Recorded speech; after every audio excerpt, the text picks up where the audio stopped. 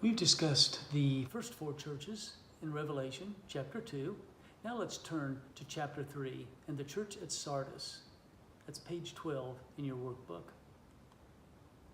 Sardis, as you can see, is located just to the south of the city of Thyatira. In the 6th century BC, it was one of the greatest cities in the world, situated on an almost impregnable hill with sheer cliffs on three sides that dropped some 1,500 feet below to a valley. But their lack of vigilance at that time led to two humiliating defeats. In verse 1, Jesus has the sevenfold Spirit. And remember, that's a reference back to the same term in chapter 1, verse 4. He also has the 7 stars, a reference back to chapter 1, verse 16.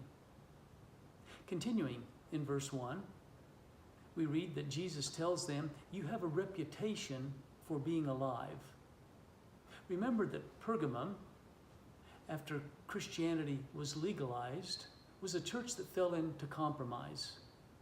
Next was Thyatira, a church that had gone even further astray, tolerating false teachers. And that brings us to Sardis. This church is considered by some to be a picture of the Reformation church, dating back to Martin Luther in 1517. In the last part of verse 1, he tells them, "You have a reputation for being alive, but you are dead."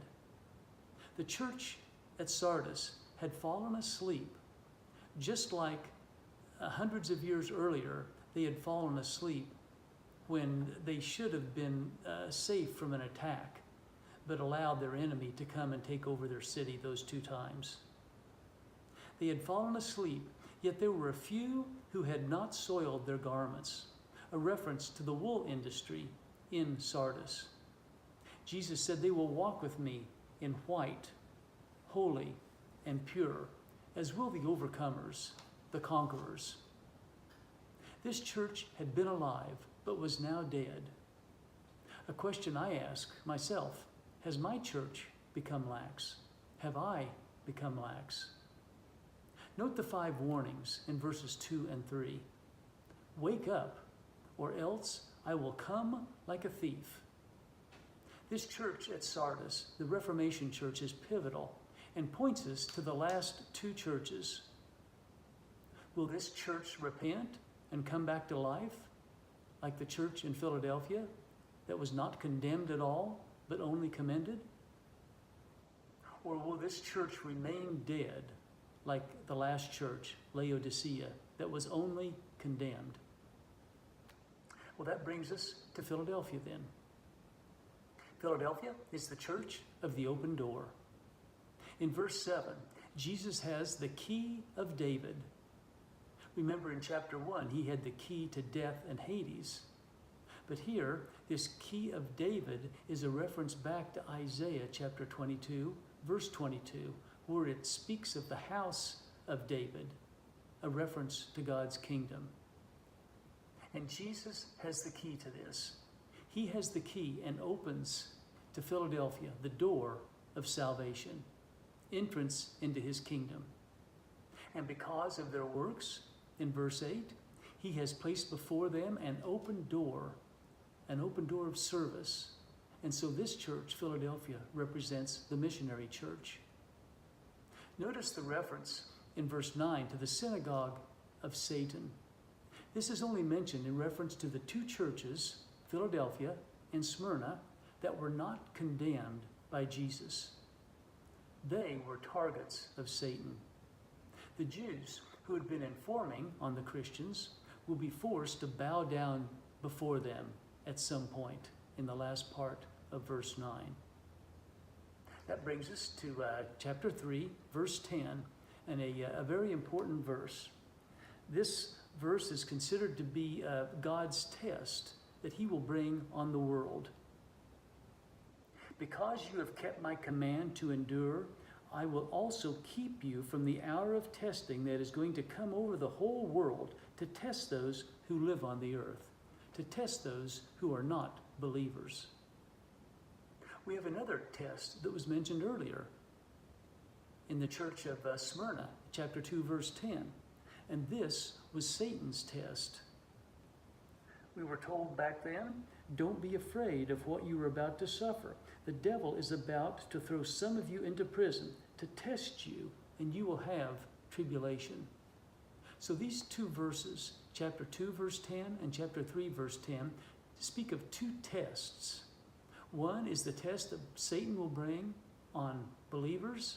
The other is the test that God will bring on unbelievers. Will the church be protected by being taken out of the world? That is the view regarding this verse of the pre-tribulation interpretation, that they are going to be protected by God taking them out. And after this study in chapters 2 and 3 of the 7 churches, we read in chapter 4, verse 1, John is told to come up here, and I will show you what must take place after this. And the church is not mentioned again until chapter 22. And so is that how we should interpret chapter 3, verse 10, that the believers will be protected by be taken up in the rapture? Well, here's another viewpoint. Or will the church remain on the earth but be protected from God's test, which he brings on the lost? And this is the post-tribulation view. It all revolves around this term, to keep from. What does that word mean? Does it mean to take out of the world, the pre-trib view? Or does it mean to protect while in the world, the post-trib view? And scholars are split on this. This word, though, to keep from, is only used one other place in the New Testament in this exact form. And that is also by John in the Gospel of John, chapter 17, verse 15, where John is speaking of Jesus' prayer to his Father. And he says, I am not praying, Father, that you take them out of the world, but that you keep them from the evil one, or protect them from the evil one. This was covered in your homework on pages 6 through 8. There's a lot of detail that goes into that there. And so my suggestion for now is that you pray for the pre-trib, that we won't have to go through any more hardships than absolutely necessary, but that you plan for the post-trib to be ready in case we do go through the tribulation. Philadelphia was called a city full of earthquakes due to the frequent tremors. And so, in verse 11, Jesus warns them to hold on, not only physically, but spiritually as well. People would leave during these tremors and return when it was safe. But he promises to the victor that you will never have to go out again. And why is that? Well, reading in verse 12, it says, I will make him a pillar in the sanctuary of my God. Jesus will make a pillar of them, and they won't have to leave. In Galatians chapter 2, verse 9, Peter, James, and John were regarded there as pillars, and we can be pillars as well. Pastor J. Vernon McGee stated in his radio broadcast that it's his, in his experience, he found that if you go to a typical church, about 20% of the people are pillars. They are faithful members of that church. Whereas the other 80% he refers to as being caterpillars. They just crawl in and out. And so the question I have for this church in Philadelphia is this: which am I? A pillar or a caterpillar? An earthquake in AD 17 almost completely destroyed the city, but Emperor Tiberius rebuilt it with important people's names inscribed on the pillars of the many temples. And so Jesus promises to write on those who are pillars the name of my God, the name of the city of my God, the New Jerusalem, and my new name. Going on to the seventh and last church, Laodicea, the church that was condemned with no commendation. Says who, they might have asked. If you think back to Exodus 2:14, there were two Hebrews fighting, and the one in the wrong said to Moses, who made you a judge over us? The Laodiceans might have said the same thing. Who is Jesus to condemn them? And so Jesus justifies the authority by which he speaks in verse 14, where he says, I am the Amen, the one who speaks the truth. I am the faithful and true witness. I am the originator, the source, the creator, the ruler of everything. I'd like to read chapter 3, verse 15. I know your works, that you are neither cold nor hot. I wish that you were cold or hot. Now, what does this verse mean? Well, we normally would think of when Jesus wants us to be hot, that hot is a good thing, that it means that we are passionate or that we are vibrant, we are on fire for God. But what about being cold? We normally associate that with being unfriendly or unresponsive. But archaeologists have unearthed another interpretation of this. Here you see that second arrow that's up there is pointing to a city by the name of Hierapolis. That city had hot springs. And here's another city to the southwest of Laodicea, Colossae, and they had cold water. And this water, the hot water from Hierapolis, the cold water from Colossae, was piped in to the city of Laodicea by aqueducts, as you can see here. And when the water got to Laodicea, it was lukewarm. In Matthew 10:42, Jesus refers to giving a cup of cold water to these little ones. Laodicea was not providing the cool refreshment for the spiritual weary.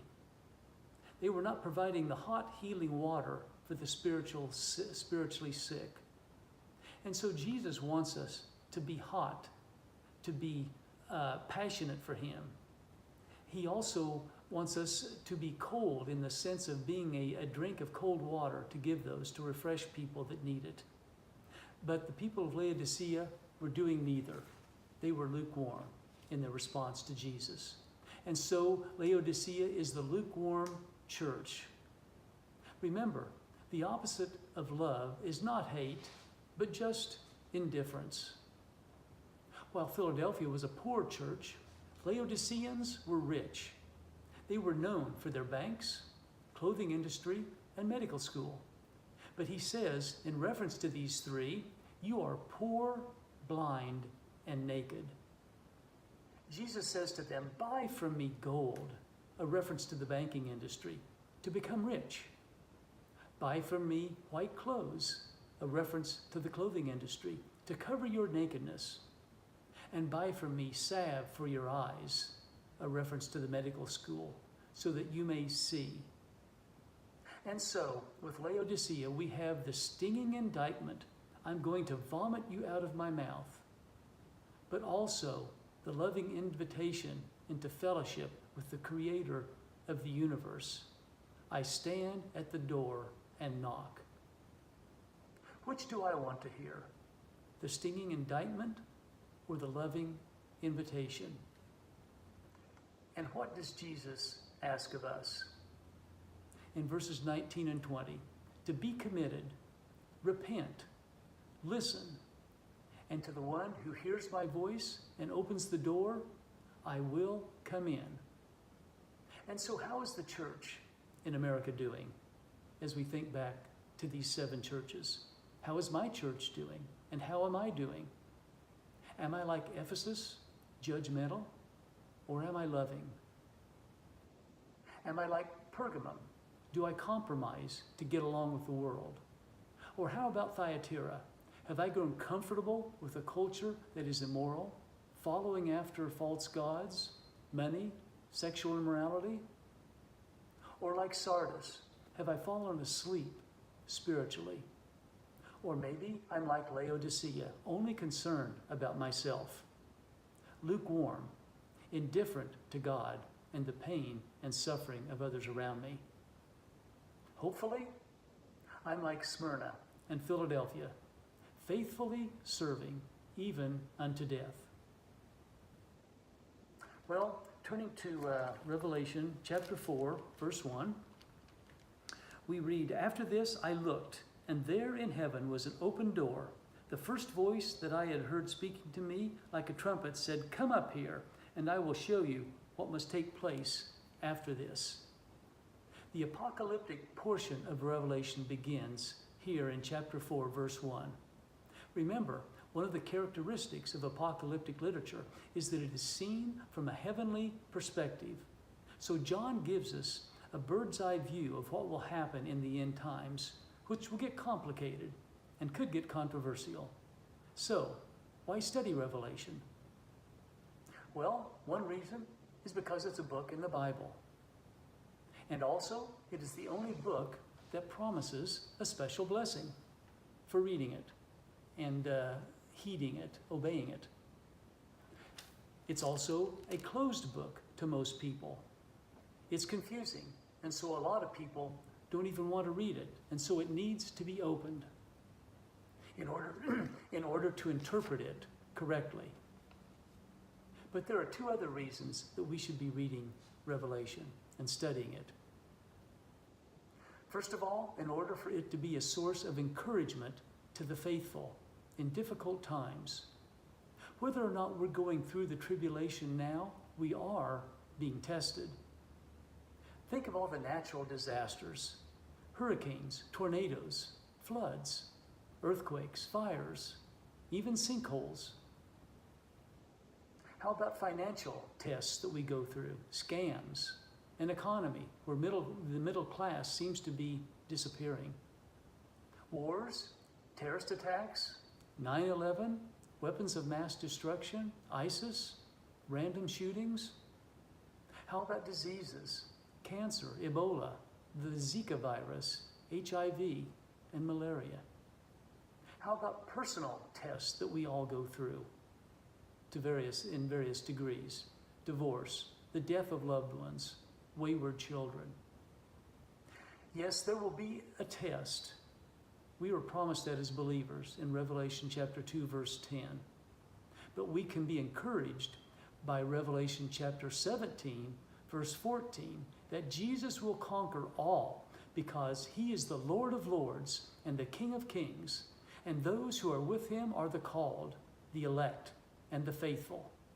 So we study Revelation to be encouraged and comforted. But we also study Revelation in order to remind us to be alert and to alert those who are slumbering spiritually. 70 to 80% of Americans claim to be Christians, but only 20% of Americans are in church on any given Sunday. Would all the corruption, greed, sexual immorality, and unbiblical social changes that are sweeping our nation be happening if 70% of us were faithfully following Christ? Many are being deceived by Satan's lies. And like the church at Sardis, we need to wake up.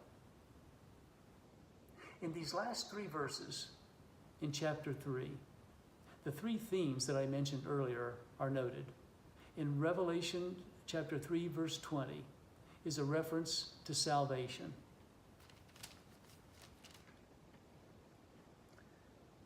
Listen, I stand at the door and knock.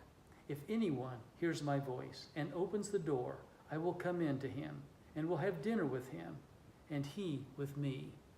Jesus promises us that he will fellowship with us if we will just open up the door and invite him in. Am I ready for Jesus' return? He is knocking at the door. Have I opened the door of my heart and invited Jesus in? If not, I urge you to do so right now. And so in verse 20, we see a picture of the salvation theme. Doing that will result in victory. And so we see the victory theme. In verse 21, to the victor, I will give the right to sit with me on my throne. And in verse 22, we can see the witness theme. As a believer, am I listening to the Spirit within me? Am I doing what he says? Am I obedient to him? Am I producing fruit? Well, this completes session 2. In session 3, it is entitled God's Throne Room, beginning in chapter 4. And we will be doing that when we gather together again. Homework begins on page 13 in your workbook. Thanks for joining me, and God bless you.